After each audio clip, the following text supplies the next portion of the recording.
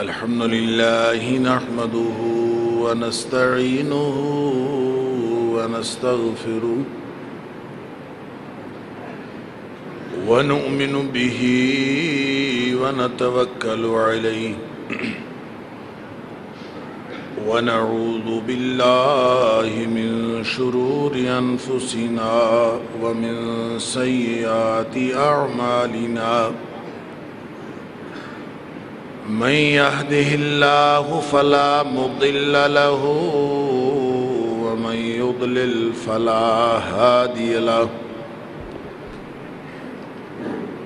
ونشهد أن لا إله إلا الله وحده لا شريك له ونشهد أن محمدًا عبده ورسوله أرسله بالحق بشيرًا ونذيرًا بين يدي الساعة فمن يطع الله ورسوله فقد رشد واهتدى ومن يعص الله ورسوله فقد ضل وغوى فإنه لا يضر إلا نفسه ولا يضر الله شيئا نسأل الله ربنا أن يجعلنا ممن يطيعه ويطيع رسوله نسأل الله ربنا أن يجعلنا ممن يطيعه ويطيع رسوله ويتبع رضوانه ويجتنب سخطه فإنما نحن به وله أما بعد فإن خير الحديث كتاب الله وخير الهدي هدي محمد صلى الله عليه وآله وسلم وشر الأمور محدثاتها وكل محدثة بدعة وكل بدعة ضلالة وكل ضلالة في النار فأعوذ بالله السميع العليم من الشيطان الرجيم من همزه ونفخه ونفثه بسم الله الرحمن الرحيم تلك أمة قد خلت لها ما كسبت ولكم ما كسبتم ولا تسألون عما كانوا يعملون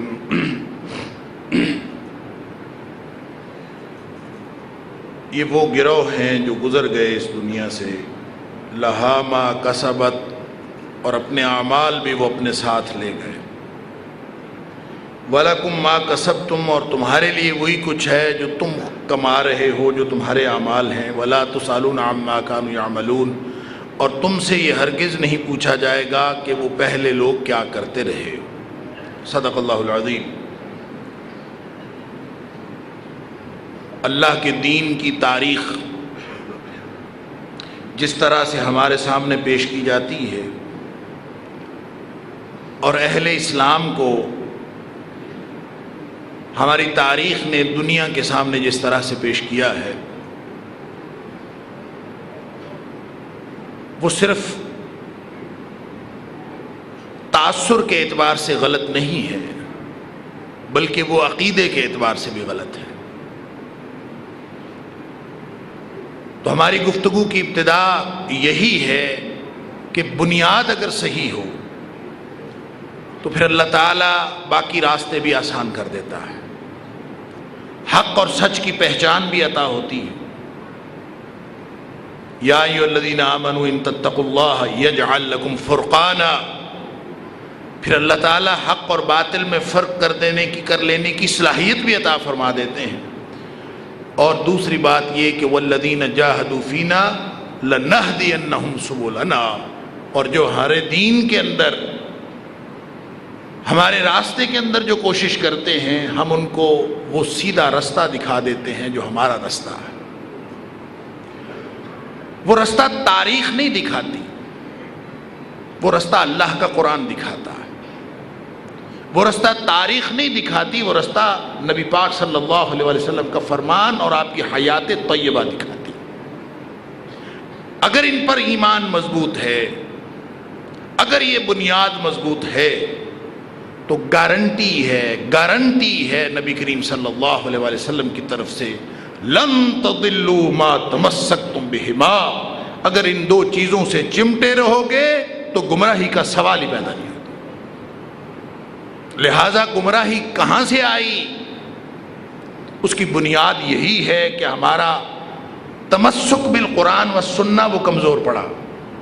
اس میں کمزوری آئی تو پھر ہم نے دنیا کے فلسفوں کی طرف بھی نگاہ اٹھائی، ہم نے اپنی تاریخ پر بھی ایمان رکھ کے اس سے بھی وہ ساری چیزیں اخذ کرنے کی کوشش کی۔ قرآن جو مرضی کہتا رہے، نبی پاک صلی اللہ علیہ وسلم جو مرضی فرماتے رہے، ہم نے تاریخ پر ایمان رکھا، اور تاریخ پر ایمان رکھ کے ہم نے نہ صرف اپنی تاریخ کا، اپنے مشاہیر کا اور اپنے اسلاف کا، ان کے کردار کا حلیہ بگاڑا، بلکہ ہم نے اپنے عقیدے اور عمل کا حلیہ بھی بگاڑا۔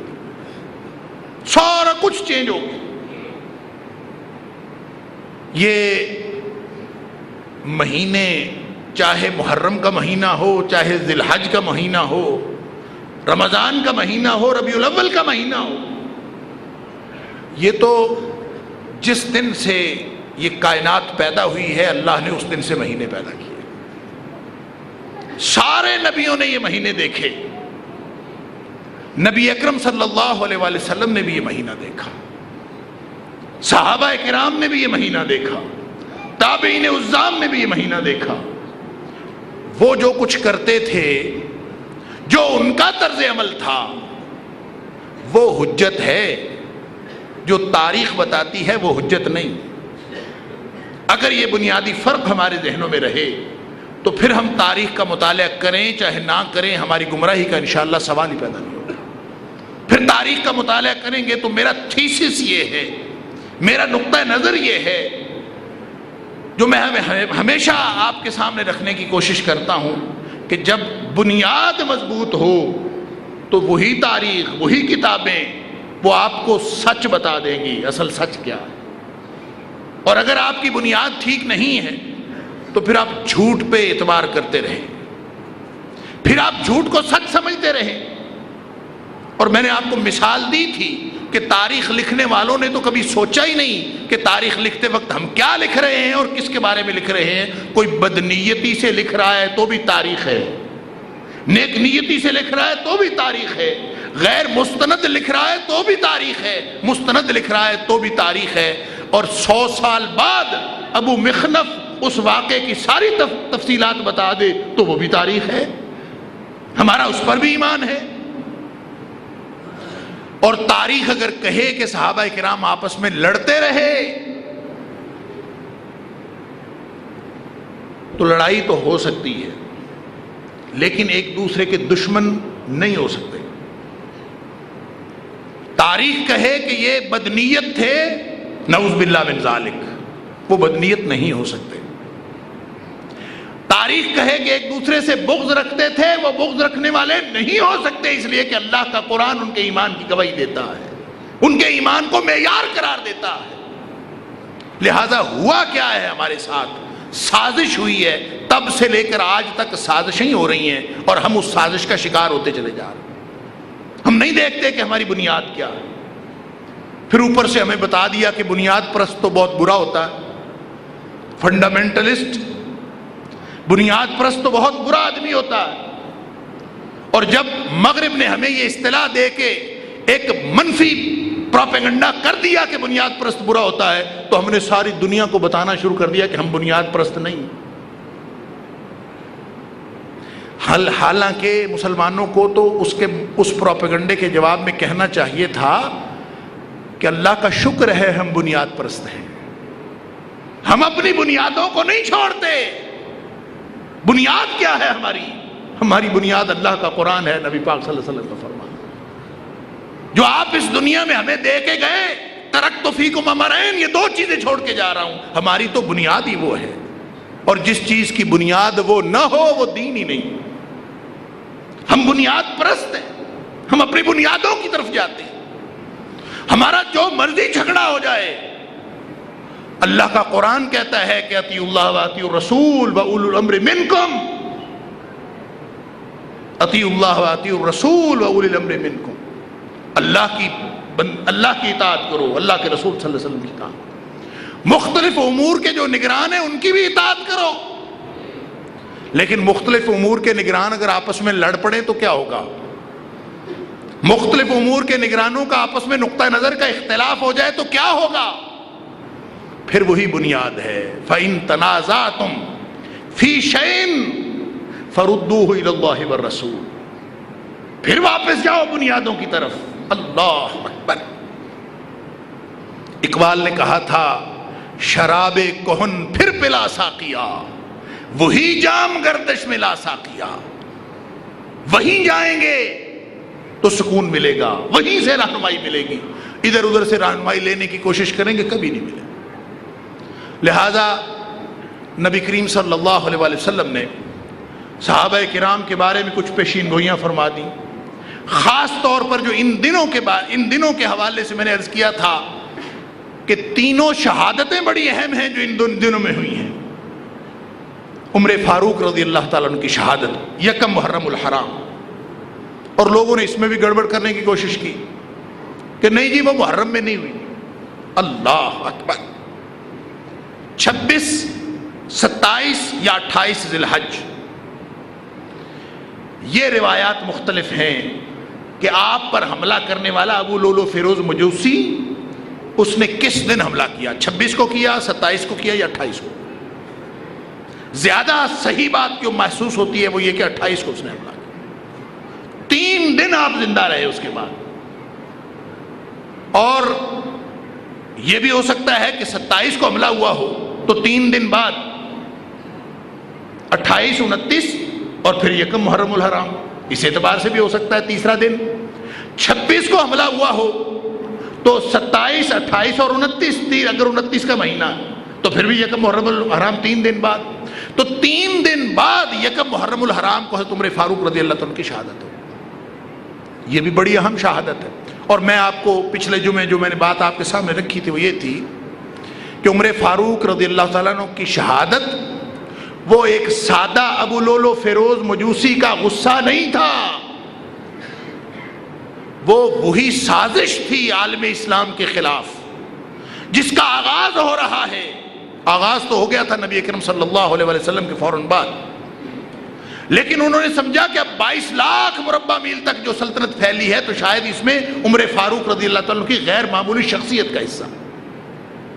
مستشرق آج تک اسی پر بات کرتے ہیں کہ عمر فاروق رضی اللہ عنہ کی شخصیت ایسی تھی اور ان کی وجہ سے اور دوسرے عوامل ایسے تھے جو ان کو فتوحات میں معاون بنتے رہے، اس وجہ سے ہو گیا، اس وجہ سے ہو گیا۔ اللہ اکبر۔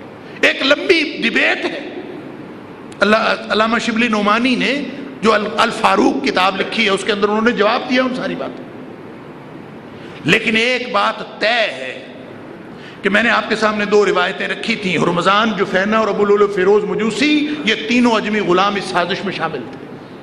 ابو لولو فیروز نے خود اپنی خودکشی کر لی، اسی خنجر سے اپنے آپ کو مار لی، باقی رہ گئے 2۔ اگر ان کو پکڑا جاتا، ان سے پوچھا جاتا کہ تمہیں کس نے کہا ہے تو ہو سکتا ہے سازش اسی وقت پکڑی جاتی، لیکن عبید اللہ بن عمر نے جب یہ دونوں باتیں سنی رضی اللہ تعالی عنہ، حضرت عمر فاروق رضی اللہ تعالیٰ عنہ کے چھوٹے صاحبزادے، انہوں نے جب یہ سنا کہ اچھا اکیلا ابو لولو فیروز نہیں تھا، ساتھ رمضان اور جفینہ بھی تھے، تو ان کو تو آنکھوں میں خون اتر آیا۔ باپ کے قاتل سامنے ہو تو بڑوں بڑوں کے حوصلے چھوٹ جاتے ہیں۔ لہٰذا انہوں نے آؤ دیکھا نہیں تاؤ جا کے رمضان کو بھی قتل کر دیا، جوفینا کو بھی قتل کر دیا، ثبوت ہی غائب ہو گئے۔ جو سازش پکڑی جا سکتی تھی ان کو گرفتار کر کے اس کا امکان ہی ختم ہو۔ بہرحال وہ کیس ختم ہو گیا، سازش کسی نے پکڑی نہیں۔ دشمنان اسلام جو سمجھتے تھے کہ عمر فاروق رضی اللہ تعالیٰ عنہ کو منظر سے ہٹائیں گے تو اسلام کی عمارت گر جائے گی، ان کو پھر ناکامی ہوئی، عثمان غنی رضی اللہ تعالیٰ عنہ خلیفہ بن گئے۔ اور جب عثمان غنی رضی اللہ تعالیٰ عنہ خلیفہ بن گئے، طبیعت کا فرق، عمر کا فرق، پالیسیوں کا فرق۔ عمر فاروق رضی اللہ تعالیٰ عنہ سخت آدمی، اور اتنے سخت، اللہ اکبر، کہ نبی کریم صلی اللہ علیہ وسلم نے فرمایا کہ دنیا کے انسان ہی نہیں ڈرتے، آپ سے جن بھی ڈرتے ہیں، جنوں کے شیطان اور انسانوں کے شیطان۔ نبی کریم صلی اللہ علیہ وسلم نے ایک حدیث میں فرمایا کہ اے عمر، شیطان جنوں کے ہوں یا انسانوں کے ہوں، دونوں قسم کے شیطانوں کو میں نے دوڑتے ہوئے دیکھا ہے، تیرے آگے آگے دوڑ رہے تھے، جدھر سے تو آتا ہے وہ دوڑ جاتے ہیں ادھر سے۔ اللہ اکبر۔ عمر فاروق رضی اللہ تعالیٰ عنہ کو اللہ نے ایسی طبیعت، ایسا رعب، ایسا جلال عطا فرمایا تھا۔ اور آپ جو بات کرتے تھے، جو شریعت کی بات ہو تو اور زیادہ سخت، اللہ اکبر، آپ کی اپنی طبیعت۔ ابو ہریرہ رضی اللہ تعالیٰ عنہ کو تھپڑ رسید کر دیا، نبی کریم صلی اللہ علیہ وسلم کی حدیث بتانے کے لیے نکلے تھے کہ نبی پاک صلی اللہ علیہ وسلم فرمایا من قال لا الہ الا اللہ فدخل الجنہ، جس نے لا الہ الا اللہ کہہ دیا وہ جنت میں چلا جائے۔ حضرت ابو ہریرہ رضی اللہ عنہ فرماتے ہیں لوگوں کو بتا دوں؟ نبی پاک صلی اللہ علیہ وسلم بتا دیں۔ حضرت ابو ہریرہ رضی اللہ عنہ جلدی جلدی نکلے، لوگوں کو بتاتا ہوں۔ تو پہلی ملاقات ہی عمر فاروق رضی اللہ تعالیٰ سے، میں کدھر چلے ہو؟ لوگوں کو بتانے جا رہا ہوں۔ کیا بتانے جا رہا ہوں؟ جس نے لا الہ الا اللہ کہہ دیا وہ جنت میں داخل ہو۔ اللہ، او عمر فاروق اپنی طبیعت کے آدمی۔ روایت کے الفاظ ہیں دو ہتھڑ مارا، دونوں ہاتھوں سے یوں سینے کے اوپر، اتنے زور سے مارا کہ ابو ہریرہ رضی اللہ تعالیٰ عنہ سرین کے بل نیچے گر گئے۔ پھر جلدی سے اٹھے، جوتے پکڑے، بھاگ گئے نبی پاک صلی اللہ علیہ وسلم کی طرف۔ پیچھے ہی عمر فاروق رضی اللہ تعالیٰ پہنچ گئے۔ اللہ اکبر۔ جس کا لحاظ اللہ کا قرآن بھی کرتا ہے، نبی پاک صلی اللہ علیہ وسلم بھی کرتے ہیں۔ عمر فاروق رضی اللہ تعالیٰ عنہ رائے دے دیں، اللہ قرآن بنا کے نازل کر دیتا، ایسی رائے، اللہ اکبر، کہ علامہ جلال الدین سیوطی، امام بخاری نے تو لکھا ہے کہ 3 مقامات ایسے ہیں قرآن میں کہ عمر فاروق رضی اللہ تعالیٰ عنہ کی رائے پہلے آئی ہے، قرآن بعد میں اسی رائے کے مطابق نازل ہوا ہے۔ لیکن علامہ جلال الدین سیوطی تاریخ الخلفاء میں لکھتے ہیں 21 مقامات ایسے ہیں قرآن میں، 21 مقامات ایسے ہیں کہ پہلے عمر فاروق رضی اللہ تعالیٰ کی رائے آئی ہے، قرآن بعد میں نازل ہوا اور اس رائے کے مطابق نازل ہوا۔ اب اللہ کا قرآن عمر فاروق رضی اللہ تعالیٰ کی رائے کا لحاظ کرتا ہے، اور جب عمر فاروق رضی اللہ تعالیٰ عنہ پیچھے پہنچ گئے، ابو ہریرہ رضی اللہ تعالیٰ عنہ پہنچے تو پیچھے ہی عمر فاروق رضی اللہ تعالیٰ عنہ پہنچ گئے۔ انہوں نے جا کے اپنی شکایت کی کہ مجھے مارا ہے اس نے۔ عمر فاروق رضی اللہ تعالیٰ اپنی رائے پیش کر دی کہ اللہ کے رسول صلی اللہ علیہ وسلم یہ لوگوں کو اگر بتائے گا اور یہ بات پتہ چلے گی، لوگ اسی پہ توکل کر کے بیٹھ جائیں گے، بے عمل ہو جائیں گے لوگ، اس لیے یہ بات لوگوں کو نہیں بتانی چاہیے، یہ فائدہ نہیں دے گی، لوگوں کو نقصان ہوگا۔ نبی کریم صلی اللہ علیہ وسلم نے عمر کی رائے مان لی، فرمایا ابو ہریرہ نہ بتاؤ لوگوں کو۔ عمر کی رائے اللہ کا قرآن بھی لحاظ کرے رضی اللہ تعالیٰ عنہ، نبی پاک صلی اللہ علیہ وسلم بھی ان کی رائے کا لحاظ کرے، وہ عمر۔ اور دوسری طرف عثمان غنی رضی اللہ تعالیٰ جو ہر ایک کی رائے کا احترام کرتے، جو کہہ دیتا ہے، ایسا لحاظی مزاج کہ ہر ایک کی بات کا لحاظ کر لیتے، وہ صحیح تو بھی صحیح، ادھر سے دوسرا اٹھا تو بھی صحیح۔ طبیعت کے اندر ایسی انکساری ہے کہ جان دے دوں گا، لڑائی نہیں ہونے دینی، جان دے دوں گا، تمہیں نہیں لڑنے دینا۔ پہلا جو عملی اقدام ہوا ہے حضرت عثمان غنی رضی اللہ تعالیٰ کے خلاف، وہ کوفہ سے ہوا۔ سن لیجئے، تمہیں کوفہ یاد ہے حضرت حسین رضی اللہ تعالیٰ کی شہادت کے حوالے سے۔ سن لیجئے 34 ہجری میں جو پہلا عملی اقدام حضرت عثمان غنی رضی اللہ تعالیٰ کے خلاف ہوا ہے، جو پہلا گروہ نکلا ہے حضرت عثمان رضی اللہ تعالیٰ عنہ کے خلاف، وہ کوفے سے نکلا۔ یہ تمہاری تاریخ بتاتی، یہ قرآن نہیں کہتا، یہ کسی صحیح حدیث میں نہیں لکھا۔ اپنی تاریخ پڑھ کے دیکھو کہ عثمان غنی رضی اللہ تعالیٰ عنہ کے خلاف سب سے پہلا شخص جو نکلا تھا اس کا نام تھا یزید بن قیس۔ وہ کوفہ سے ایک گروہ لے کے نکلا تھا اور مدینے کی طرف اس نے سفر شروع کر دیا، اور اس کا پروگرام یہ تھا کہ جا کے حضرت عثمان غنی رضی اللہ تعالیٰ کے خلاف بغاوت کر دے۔ کیا چکر تھا اس کو تکلیف کیا تھی؟ اور یہ پورا گروہ یہ کیا چاہتا تھا؟ جن کا مرکز کوفے میں بھی تھا، جن کا مرکز بصرہ میں بھی تھا، انہوں نے پہلے اپنا مرکز دمشق میں بنایا، شام میں۔ وہاں حضرت امیر معاویہ رضی اللہ تعالیٰ عنہ کی حکومت تھی، وہ گورنر تھے وہاں کے، اور بڑے جہاں دیدہ بزرگ، ان کو پتہ چلا یہاں باغی اکٹھے ہو رہے ہیں، تو انہوں نے اس کو چیک کیا تو یہ وہاں سے نکل گئے۔ پھر یہ وہاں دمشق میں نہیں ٹھہرے، دمشق میں اگر ٹھہرے ہیں تو انڈر گراؤنڈ ٹھہرے ہیں، کیونکہ تاریخ بتاتی ہے کہ یہ دمشق میں بھی تھے، وہ میں ابھی حوالے دوں گا آپ کو۔ پھر مصر میں چلے گئے تو اپنا جو مرکز مصر کو بنایا، کوفہ کو بنایا، بصرہ جو دور کے علاقے تھے ان کو مرکز بنایا۔ اور ان کا سرغنہ، ان کا جو اصل بانی اس تحریک کا، وہ ابن سبا ہے، عبداللہ بن سبا، جو ابن سودا کے نام سے مشہور۔ 6 سال حضرت عثمان غنی رضی اللہ تعالیٰ عنہ کے خوشحالی، فارغ البالی، سکون، امن، امت پھر ویسی کی ویسی چل رہی ہے۔ عمر فاروق رضی اللہ تعالیٰ عنہ جیسی صلاحیتیں نہیں عثمان غنی رضی اللہ تعالیٰ عنہ میں، کوئی فرق نہیں پڑا۔ ویسا مزاج نہیں، کوئی فرق نہیں پڑا۔ ویسی پالیسیاں نہیں، کوئی فرق نہیں پڑا۔ اسلام ویسے ہی خوشحال ہے، امت مسلمہ ویسے ہی سارے پرامن ہیں۔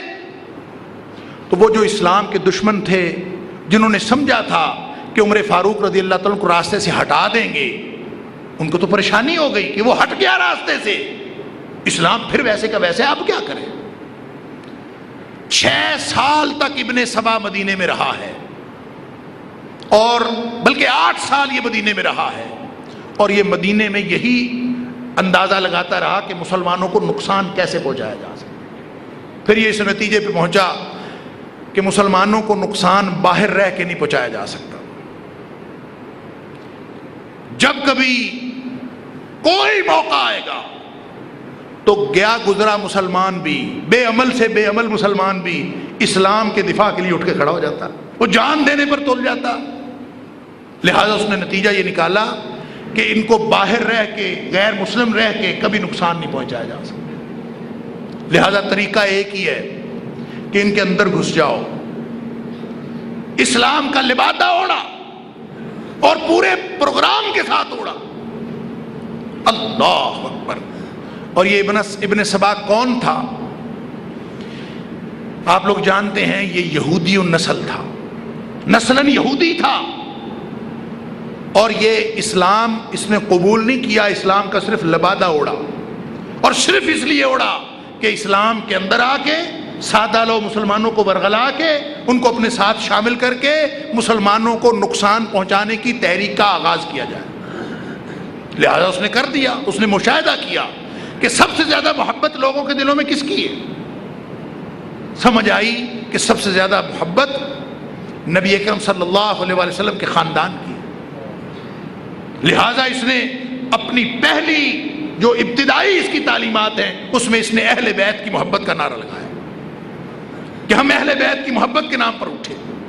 پھر اس کو سمجھ آئی کہ بنو امیہ کی حکومت ہے تو عثمان غنی رضی اللہ تعالیٰ بنو امیہ سے ہے، حضرت امیر معاویہ رضی اللہ تعالیٰ عنہ بنو امیہ سے ہیں، نبی اکرم صلی اللہ علیہ وسلم اور آپ کا خاندان بنو ہاشم ہے، اور پرانی ان کے اندر لڑائی ہوا کرتی تھی، اب اسلام آنے کے بعد یہ کچھ ہو گئے، لہذا اس نے اسی بات کو دوبارہ اٹھایا، اس پرانی رقابت کو اٹھایا، لہذا اس کو کامیابیاں بھی ملی۔ 6 سال ٹھیک گزرے، اس کے بعد ابن سودا، اس نے وہ سارا، یہ سبائی تحریک تھی ساری، مصر کے اندر سبائی تحریک کا مرکز، بصرہ کے اندر سبائی تحریک کا مرکز، اور کوفہ کے اندر بھی سبائی تحریک کا مرکز، لہذا کوفہ سے جو یزید بن قیس نکلا ہے حضرت عثمان غنی رضی اللہ تعالیٰ کے خلاف، اس کا تعلق بھی سبائی تحریک سے تھا۔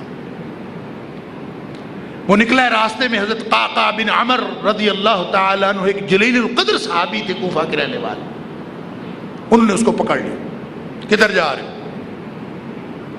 اب جا تو کسی اور کام سے رہا تھا، پکڑا گیا تو اس نے کہا کہ اصل بات یہ ہے کہ جو والی کوفہ ہے وہ بندہ ٹھیک نہیں ہے۔ والی کوفہ اس وقت سعید بن العاص رضی اللہ تعالیٰ عنہ تھے۔ اس نے کہا کہ ہم اس لیے مدینے جا رہے ہیں کہ کوفے کا والی بندہ ٹھیک نہیں ہے، اس کو بدل دیں۔ تو انہوں نے کہا کہ کوفے کا والی ٹھیک نہیں ہے تو اس کو تبدیل کروانے کے لیے یوں جتھا لے کے مدینے جاتے ہیں؟ اس کا یہ کیا طریقہ ہے کہ دارالخلافہ ایک جتھا لے جاؤ، آپ شکایت کرو کہ یہ خلیفہ نہیں ہے، اس کے خلاف، یہ والی گورنر ٹھیک نہیں ہے، اس کے خلاف شکایت کرو اگر کوئی شکایت ہے۔ اس موقع پر اشتر نخعی تاریخ میں دیکھے، وہ اس کی حمایت کو آیا ہے، یزید بن قیس کی حمایت کو، اور انہوں نے خام خواہ وہاں پہ، حالانکہ قعقاع بن عمر نے پکڑ لیا، معاملات ٹھیک ہو جانے چاہیے تھے، انہوں نے جا کے حضرت سعید بن العاص کے گھر پر حملہ کر دیا اور ان کے غلام کو قتل کر دیا۔ ایک روایت کے مطابق جو قتل ہونے والا تھا وہ غلام نہیں تھا بلکہ ان کا بیٹا تھا، بہرحال انہوں نے قتل کر دیا۔ اب اس پر کیا ہونا چاہیے تھا؟ سمجھیے ذرا بات کو، فرق خیال کیجئے۔ اگر عمر فاروق رضی اللہ تعالیٰ عنہ ہوتے تو کیا کرتے؟ عمر فاروق رضی اللہ تعالیٰ عنہ ہوتے تو اس پورے جتھے کو پکڑ کر ان کی سزا یہ بنتی تھی کہ سب کے ساتھ قلم کر دیا، اس لیے کہ یہ قاتل تھے، انہوں نے اپنی ابتدائی مہم میں قتل کیا۔ یہ ایسے ہی نہیں آگے سے آگے بڑھتے گئے، ابتدا ہی ان کی قتل سے ہوئی ہے، پھر یہ پہنچے ہیں عثمان غنی رضی اللہ تعالیٰ کی شہادت تک، پھر یہ بڑھتے بڑھتے یہ پہنچے ہیں حضرت علی رضی اللہ تعالیٰ عنہ کی شہادت تک۔ عثمان کے قاتل بھی یہی ہیں، حضرت علی رضی اللہ تعالیٰ کے قاتل بھی یہی ہیں، حضرت حسن رضی اللہ تعالیٰ کے قاتل بھی یہی ہے، اور حضرت حسین رضی اللہ تعالیٰ کے قاتل بھی ہے، کوئی فرق نہیں ہے۔ اور یہ آپ کو تاریخ بتائے گی کون قاتل۔ اور صحیح بات یہ ہے کہ اس کے بعد آپ تاریخ سے ہی پوچھیں کہ کوفیوں نے قتل کیا حضرت حسین کو بلا کے رضی اللہ تعالیٰ عنہ کو، اور بلانے کے بعد توابین کی جو تحریک شروع کی وہ کس نے کی؟ توابین کا مطلب توبہ کرنے والے، یہ بھی کوفہ سے ہی اٹھی۔ اللہ اکبر، پہلا عملی اقدام 34 ہجری میں کہاں سے ہو رہا ہے؟ کوفہ سے۔ اور ان واقعات کو ملاتے جائیے گا ساتھ۔ خیر یہ عثمان غنی رضی اللہ تعالیٰ کی شرافت تھی، ان کی طبیعت کا حلم اور بردباری تھی کہ انہوں نے بجائے ان کو سزا دینے کے ان کا مطالبہ پورا کر لیا، خط لکھا کہ تمہارا مطالبہ ہے کہ گورنر بدل دیا جائے، میں نے بدل دیا گورنر، سعید بن العاص کی جگہ رضی اللہ تعالیٰ کی جگہ حضرت ابو موسیٰ اشعری رضی اللہ تعالیٰ کو بنا کہ چلیں آپ بن جائیں، میں نے تمہارا مطالبہ پورا کر دیا ہے، اور آپ نے اس میں لکھا کہ تم جو کچھ بھی کرو گے میں تم سے اپنی عزت بچاؤں گا، میں کچھ نہیں کروں گا، اور میں امت میں فساد نہیں ہونے دوں گا۔ عثمان غنی رضی اللہ تعالیٰ نے اپنی طبیعت اور اپنے مزاج کے مطابق وہ سمجھتے ہیں کہ شاید یہ کرنے سے، ان کا مطالبہ پورا کرنے سے یہ بدبخت چپ کر جائے، لیکن ان کا تو مسئلہ یہ نہیں تھا، ان کا مسئلہ یہ تھا ہی نہیں، نہ گورنر تبدیل کرانا مسئلہ تھا، نہ سکون قائم کرنا مسئلہ تھا، ان کا مسئلہ تھا امت میں انتشار پیدا کرنا، اسلام کو نقصان پہنچانا، لگے رہے۔ پھر ایک لمبی داستان ہے، شکایتیں آنی شروع ہو گئیں. حضرت عثمان غنی رضی اللہ تعالیٰ عنہ نے تحقیقاتی کمیشن بنایا، ہر علاقے میں لوگ بھیجے، پتہ کرایا، کوئی مسئلہ نہیں. پھر بھی شکایتیں موجود. پھر آپ نے اعلان کیا کہ جس عامل کے خلاف شکایت ہو حج کے موقع پر آئے، میں بھی وہاں پہ موجود ہوں گا، ہم موقع پہ سزائیں دیں گے. کوئی بھی نہیں آیا، لیکن شورش پھر بھی موجود ہے، پریشانی پھر بھی موجود ہے. اللہ. اور جب اگلے سال حج کا موقع آیا تو سب لوگ حج کو گئے ہوئے تھے، تو یہ لوگ مصر سے نکلے، کوفہ سے نکلے، بصرہ سے نکلے. 3 گروہ تھے، اور تینوں گروہ نے آ کے مدینے کے قریب پڑاؤ کیا اور یکبارگی حملہ کر دیا مدینہ منورہ کے اندر. بعض روایات میں آتا ہے 700 لوگ تھے، اور بعض میں یہ ہے کہ اس میں سے زیادہ تھے، لیکن چند 100 لوگ تھے، ہزاروں میں نہیں تھے. انہوں نے آ کے حملہ کر دیا. اور حملہ کس وقت کیا؟ اس وقت کیا جب حضرت عثمان غنی رضی اللہ تعالیٰ عنہ جمعہ پڑھا رہے تھے مسجد نبوی کے اندر. حضرت عثمان پر حملہ ہوا، ان پر پتھر برسائے. یہی تاریخ بتاتی ہے کہ حضرت عثمان غنی رضی اللہ تعالیٰ بے ہوش ہو گئے. اس کے بعد انہوں نے مدینے کے اوپر قبضہ کر لیا، مسجد نبوی کے اوپر قبضہ کر لیا. حضرت عثمان غنی رضی اللہ تعالیٰ گھر چلے گئے. سارے صحابہ اکرام نے ان سے مذاکرات کیے، مسئلہ کیا ہے، کس لیے آئے ہو؟ مسئلہ تو تھا ہی کوئی نہیں. پہلے 34 میں اٹھے تھے، پچھلے سال 1.5 سال پہلے. تو اس وقت کہا تھا، جب پکڑے گئے تو انہوں نے کہا کوفے کا گورنر بدل دیں. اب پکڑے گئے، سارے صحابہ اکرام نے پوچھا کیا چکر ہے؟ تو انہوں نے کہا جی ہم اس لیے آئے ہیں کہ مصر کا گورنر بدل دیں. نہ اس وقت وہ بھی بہانہ تھا، یہ بھی بہانہ، مصر کا گورنر بدل. صحابہ کرام نے حضرت عثمان غنی رضی اللہ عنہ سے بات کی، انہوں نے کہا چلے بدل دیں. وہ بھی بدل دیا تھا، یہ بھی بدل دیا. اب ظاہر ہے ان کا پروگرام پورا ہی نہیں ہو رہا تھا. وہ جو چاہتے تھے، جو بہانہ کرتے تھے، ان کا بہانہ پورا کر دیا جاتا تھا. لیکن اس دفعہ یہ طے کر کے آئے تھے، چونکہ بہت سارے صحابہ کرام حج پہ گئے ہوئے تھے، مدینہ میں لوگوں کی تعداد بھی کم تھی، تو طے کر کے آئے تھے کہ اس دفعہ حضرت عثمان غنی رضی اللہ تعالیٰ عنہ کو اول تو خلافت سے ہٹائیں گے، پھر بھی انتشار ہوگا، نہیں ہٹیں گے تو ہم ان کو قتل کر دیں. طے کر کے آئے. بہانہ بنایا گورنری کا، انہوں نے اسی وقت خط بنایا، جاؤ گورنر چینج ہو، لے لو پروانہ، جاؤ. چلے گئے. 3 دن بعد پھر واپس آ گئے. اب انہوں نے ایک نئی سازش گھڑی، ہیلے، سازشیں. یہ وہ شخص ہے ابن سبا. میں نے آپ کو بتایا تھا یہودی جنگی قیدی اور جنگی مجرم کی حیثیت سے یہ قید ہو کے آیا تھا، اور یہ جنگی مجرم قرار پا گیا تھا کہ جنگ کا مجرم ہے، اور اس کو سزائے موت سنا دی گئی تھی کہ اس کو قتل کر دینا. لیکن ایسا کوئی تیز ذہن والا آدمی تھا کہ جس وقت اس کو قتل کیا جانے لگا اور جلاد تلوار پکڑ کے کھڑا تھا عمر فاروق رضی اللہ تعالیٰ عنہ کی عدالت میں، تو یہ کہتا ہے میں نے پانی پینا ہے. تو عمر فاروق رضی اللہ تعالیٰ نے فرمایا کہ ان کو پانی پلایا جائے. پیالہ دیا گیا اس کو پانی کا. تو یہ پینے سے پہلے ادھر جلاد کھڑا ہوا ہے تیار. تو یہ کہتا ہے عمر فاروق رضی اللہ تعالیٰ عنہ سے، امیر المومنین مجھے لگتا ہے کہ میرے پانی پینے سے پہلے یہ تلوار مار دے گا مجھے. آپ نے فرمایا نہیں، تسلی رکھو، پانی پینے تک تمہیں کچھ نہیں ہوگا. کہتا ہے آپ میرے ساتھ وعدہ کریں کہ جب تک یہ میں پورا پیالہ پانی کا یہ والا پی نہ لوں اس وقت تک آپ مجھے قتل نہیں کریں گے. آپ میرے ساتھ وعدہ کریں. عمر فاروق رضی اللہ عنہ نے وعدہ کر لیا، ٹھیک ہے، جب تک یہ پورا پیالہ تم پانی کا پی نہیں لوگے اس وقت تک تمہیں قتل نہیں کیا جائے. اس نے پیالہ گرا دیا پانی کا. اس نے کہا اب تم مجھے قتل نہیں کر سکتے، تم نے وعدہ کیا تھا کہ جب تک میں پانی پورا پی نہ لوں، اور میں نہیں پیتا، تو لہذا تم اب قتل نہیں کر سکتے. اتنا یہ ہیلے باز اور ایسا یہ شیطانی ذہن رکھنے والا. تو اس نے پھر فوراً ایک نئی کہانی گھڑی اور واپس آ گئے. آ کے کہا جی ہمیں راستے میں ایک سرکاری ہرکارہ ملا ہے جو تیز رفتار گھوڑے پہ رستہ ہماری آنکھیں بچا کے وہ رستہ بدل کے جا رہا تھا، ہم نے پکڑ لیا اس کو. اور پکڑنے پر تلاشی لی ہے تو اس کے پاس خلیفہ کی طرف سے گورنر مصر کے نام خط ہے اس کے پاس، اور اس میں لکھا گیا ہے کہ یہ سارے آ رہے ہیں، باغی ہیں، ان کو آتے ہی قتل کر دیا جائے۔ اللہ اکبر!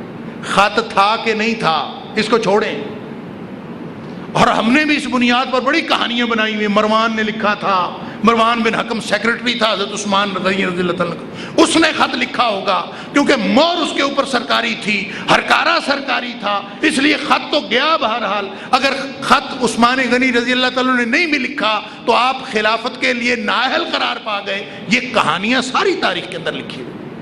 لیکن سوچنے کی بات کہ اگر عثمان غنی رضی اللہ تعالیٰ نے ان کو قتل ہی کروانا ہوتا تو مصر جا کے قتل کروانے کی کیا ضرورت تھی؟ ان کو تو یہیں قتل کروایا جا سکتا تھا۔ آپ کے ساتھ جان نثار حضرت زید بن ثابت انصاری رضی اللہ تعالیٰ عنہ فرماتے ہیں آپ ہمیں اجازت دیجئے، ہم ایک دفعہ پھر انصار اللہ ہونے کا ثبوت دیتے ہیں، لڑتے ہیں ان کے خلاف۔ حضرت حسین رضی اللہ تعالیٰ عنہ، حضرت حسن رضی اللہ تعالیٰ عنہ، حضرت عبداللہ بن عباس رضی اللہ تعالیٰ عنہ، حضرت عبداللہ بن زبیر رضی اللہ تعالیٰ عنہ، یہ سارے کے سارے موجود تھے، اور یہ سب، حضرت طلحہ موجود تھے، حضرت زبیر موجود تھے، حضرت علی رضی اللہ تعالیٰ عنہ خود موجود تھے، لیکن عثمان غنی رضی اللہ تعالیٰ نے ان کو قتل کرنے کا حکم نہیں دیا، لڑنے کا بھی حکم نہیں دیا، بلکہ وہ کہتے تھے ہم نے لڑنا ہے۔ عثمان غنی رضی اللہ تعالیٰ فرماتے تھے نہیں، میرا ہمدرد وہ ہے جو اپنی تلوار اور ہاتھ کو روکے رکھے، نہیں لڑنے دینا، مدینے کی حرمت پامال ہوگی۔ ہزار مشورے آئے، یہاں سے آپ چلے جائیے۔ فرمایا کہاں چلا جاؤں؟ کہتے ہیں آپ مکے چلے جائیے۔ فرمایا مدینے کی حرمت پامال ہو یا مکے کی، بات تو ایک ہے، یہ مجھے نہیں چھوڑیں گے، انہوں نے مجھے قتل کرنا۔ لوگوں نے کہا شام چلے جائیے، وہاں امیر معاویہ کی حکومت ہے، وہاں پہ مضبوطی اور مضبوط حکومت ہے، وہاں پہ یہ باغی کچھ نہیں کہہ سکیں گے۔ فرمایا موت تو پھر بھی آنی ہے، جوار رسول چھوڑ کے کیوں جاؤں؟ میں نے تو نہیں جانا۔ خلافت کیوں نہیں اتاری؟ وہ میں پہلے بتا چکا ہوں کہ نبی پاک صلی اللہ علیہ وسلم نے فرمایا تھا یا عثمان انہو لعل اللہ یقمصک قمیصا، اللہ تجھے ایک خلعت پہنائے گا، فَإِنْ أَرَادُوكَ عَلَى خَلْعِهِ، لوگ اگر سارے جڑ کے آ جائیں کہ اس کو اتارو، فَلَا تَخْلَعْهُ لَهُمْ، تم نے اتارنی نہیں ان کے کہنے پر۔ ایک روایت میں آتا ہے، ابو داؤد کی روایت میں، فَإِنْ أَرَادَ الْمُنَافِقُونَ عَلَى خَلْعِهِ، اگر منافق سارے اکٹھے ہو کے آ جائیں نا کہ اتارو، تو تم نے نہیں اتارنی۔ تو اس کا مطلب یہ ہے سارے منافق تھے، کوئی مسلمان نہیں تھا، سارے منافق تھے۔ اللہ تعالیٰ معاف فرمائے۔ جو عثمان غنی رضی اللہ تعالیٰ عنہ کی معزولی کا مطالبہ رکھتے تھے، نبی پاک صلی اللہ علیہ وسلم کا فرمان ثابت کرتا ہے کہ وہ منافق تھے۔ ان اراد المنافقون علی خلعہ فلا تخلع لهم، جو مطالبہ کریں گے نا تیری معزولی کا، وہ سارے منافق ہوں، ان کی بات نہیں ماننی۔ خیر محاصرہ ہو گیا، 40 دن تک یہ محاصرہ جاری رہا ہے۔ حضرت عثمان غنی رضی اللہ تعالیٰ نے 4 تقریریں کی، گھر کی چھت پر چڑھ کر، سارے مدینے پر باغیوں کا قبضہ ہے۔ عثمان غنی رضی اللہ تعالیٰ نے 4 تقریریں کی، بڑی اہم تقریریں۔ وقت ہو گیا، میں پہلی تقریر کی بات عرض کر دیتا ہوں، باقی انشاءاللہ بشرط زندگی اور بشرط توفیق الہی اگلے جمعے صحیح۔ آپ نے کہا، پہلی تقریر آپ نے چھت پہ چڑھ کے سب کو مخاطب کیا، اور سنو، مجھے کیوں قتل کرتے ہو؟ اصلاح کی جتنی کوشش میں کر سکتا تھا میں نے کی، مجھے قتل کرنے کا جواز کیا ہے تمہارے پاس؟ کیوں قتل کرتے ہو؟ اور یاد رکھو، اگر تم نے مجھے قتل کر دیا، عثمان غنی رضی اللہ تعالیٰ فرما رہے ہیں، خطبہ مسند احمد کے اندر موجود ہے، فرمایا اگر تم نے مجھے آج قتل کر دیا تو یاد رکھو قیامت تک نہ اکٹھے نماز پڑھ سکو گے، نہ اکٹھے جہاد کر سکو گے، ٹکڑے ٹکڑے ہو جاؤ گے۔ اللہ اکبر، اللہ اکبر۔ عثمان غنی رضی اللہ تعالیٰ کوئی نبی نہیں ہے، نہ نجومی ہے کہ مستقبل کی پیشن گوئی کر رہے ہیں۔ حالات بتا رہے ہیں کہ جو لوگ اٹھ کے خلیفہ کو قتل کرنے کے درپے ہوں وہ امت میں ہمیشہ انتشار پیدا کریں گے، کبھی امت کو اتفاق اور اتحاد میں پر آنے نہیں دیں گے۔ حالات بتا رہے تھے، اس لیے عثمان غنی رضی اللہ عنہ نے یہ فرمایا۔ لہذا تاریخ کا جو ٹرننگ پوائنٹ ہے نا، جو اسلامی تاریخ موڑ مڑی ہے، وہ حضرت حسین رضی اللہ عنہ کی شہادت نہیں ہے، وہ حضرت عثمان غنی رضی اللہ عنہ کی شہادت ہے۔ حضرت حسین رضی اللہ عنہ کی شہادت تو تسلسل ہے ان شہادتوں کا، تاریخ نے موڑ مڑا، ہم فرقے فرقے ہو گئے، ہم ٹکڑے ٹکڑے ہو گئے۔ اس سارے ٹکڑے ٹکڑے ہونے کی جو بنیاد پڑی ہے وہ عثمان غنی رضی اللہ عنہ کے قتل سے پڑی۔ پھر آگے کیا کچھ ہوتا ہے یہ بھی تاریخ سے ہی پوچھتے جائیں گے اور ہمیں سمجھ آتی جائے گی کہ اللہ کا قرآن سچا، تاریخ جھوٹی، اور جو بات اللہ کے قرآن میں آ گئی، نبی پاک صلی اللہ علیہ وسلم کے فرمان میں آ گئی، وہی سچی ہے۔ تاریخ جو کچھ بتاتی ہے، صحابہ کرام میں جو حکم لگاتی ہے ان کے بارے میں، وہ سارا کا سارا جھوٹ ہے۔ اللہ تعالیٰ ہمیں معاف فرمائے، اللہ تعالیٰ ہمیں سمجھ کی توفیق دے اور درست طرز عمل اختیار کرنے کی توفیق عطا فرمائے۔ وآخر دعوانا الحمدللہ رب العالمین۔